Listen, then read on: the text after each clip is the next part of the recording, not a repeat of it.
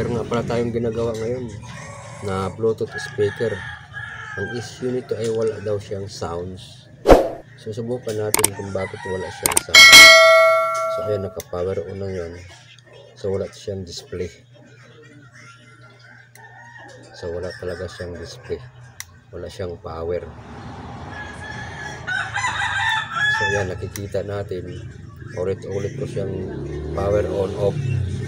Wala talaga siyang malabas na display.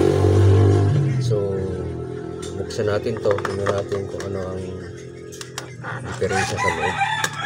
So tingnan natin ang kanyang battery, baka lubat lang to. So check muna natin yung battery kung may karga ba.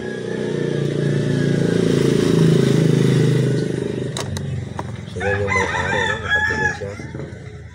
Nabantayan tayo ng may-ari. So chinik natin yung battery kung mayroon ba siyang load. Yan, base sa pag-check ko, meron naman siyang karga. Yung battery, good naman yung battery. Meron siyang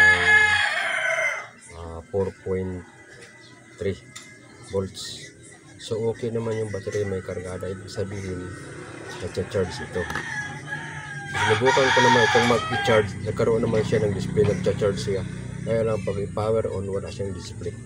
So ngayon, sukatin natin dito sa kanyang power supply kung meron ba siyang shorted na electronic capacitor. Tingnan natin kung may shorted ba. Bali naka continuity check tayo or buzzer. Pag mayroong nag-buzzer dito sa kanyang capacitor sa primary supply, ibig sabihin may shorted. So tanggalin muna natin ito kanyang battery. Tingnan natin kung mayroon bang shorted dito sa supply.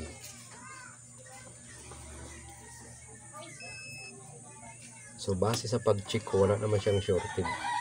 Itong dalawang capacitor na ito, hindi naman siya shorted.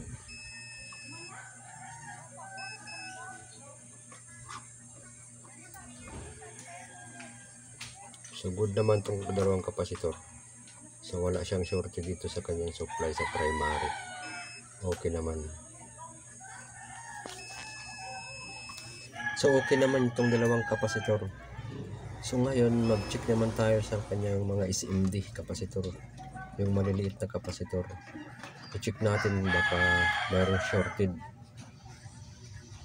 yung mga maliliit na SMD kapasitor.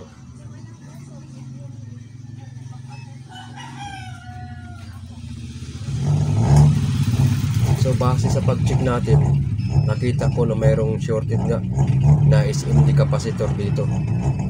Ito banda. So ayan, shorted nga ito.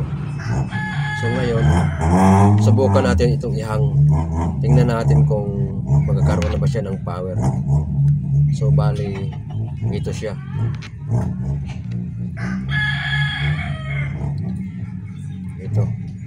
Itong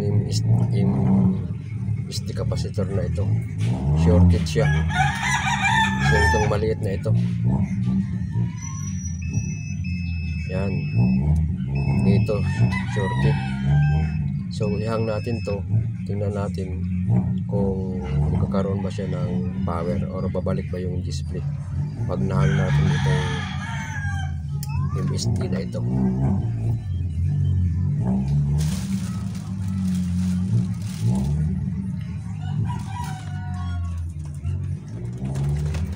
So ngayon ihang natin itong MSD.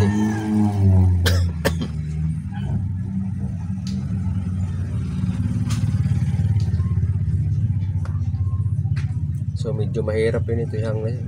Masyadong maliit. So dahan-dahan lang natin, baka madama yung ibang piyesa.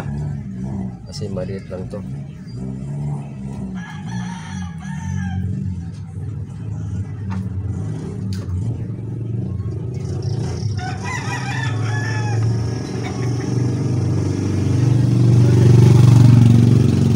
So ayan, bali nahang na siya.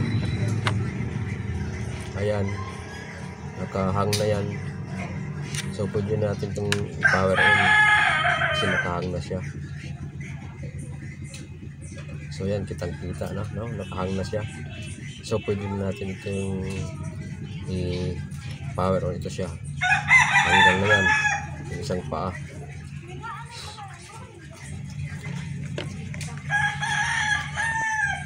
So ayan, gumana na siya. So ito lang pala yung salarin itong capacitor na ito. Bale ayan, nagkaroon na siya ng music. So pinatay kaagad natin yung music, baka makaparight tayo. So mayroon na siyang display, mayroon na siyang power, mayroon na siyang display. So okay na to. Yun lang ang salarin, wala nang iba. Yun lang ano, capacitor na yun. So okay na to, goods na.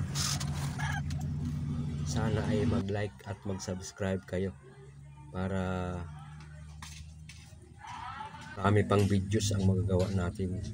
At pahit na rin ang notification bell para updated kayo sa susunod ko pa ng mga gagawin. Salamat mga bro.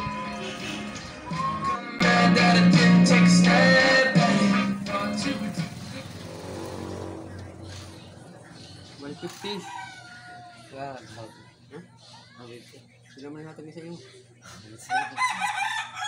Fin lang, fin. Ha?